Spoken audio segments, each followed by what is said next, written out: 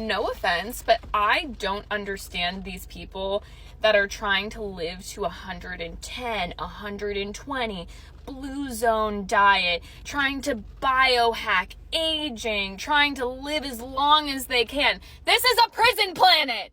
Prison planet. The energy on this planet Earth that we are on is very dense. We're here to learn some very big lessons. I'm a Scorpio Sun, Scorpio Moon, Scorpio Mercury. Okay, I feel like I've lived many lives. I feel like I have a death and a rebirth every month. Like, I'm tired, Grandpa. I'm tired, Grandpa. I can't do this anymore. I can't dig any holes no more. Like, why are we trying to live to 110? It doesn't make sense. My goal, when people say, oh, Fiona, like, you eat so healthy, you work out, like, you're going to be one of those people that lives to 110. No.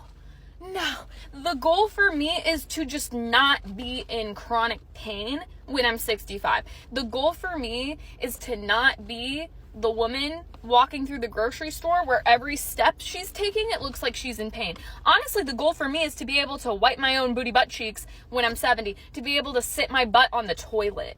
The goal for me is to be able to, like, walk, run, jump, function when I'm 70. The reality is, most people don't think of their health that way. Most people, like, if you're in your 20s right now is the time to take action. Now. Most people do not consider their health until they have a health crisis. Most people do not consider their health until they have a health crisis. I almost feel lucky. I would not wish chronic illness upon my worst enemy, but I almost feel lucky that I had a health crisis at 21. Hair falling out, acne, IBS, constipation, digestive issues, brain fog, sciatic nerve pain, joint pain, PMS, period pain that made me black out from how awful the period cramps were.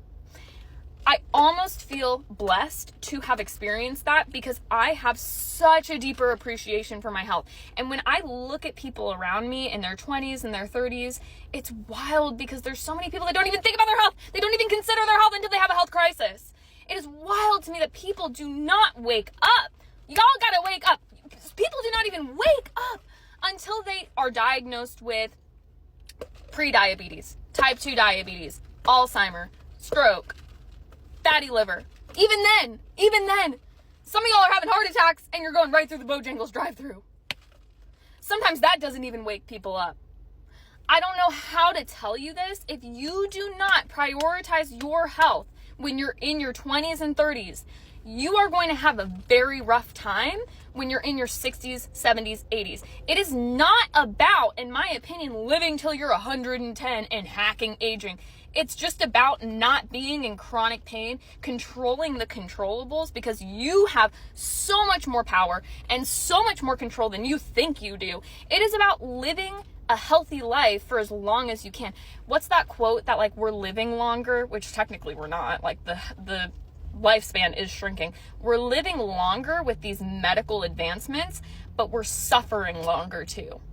Just because you live to 100 doesn't mean the last 30 years of your life you were suffering.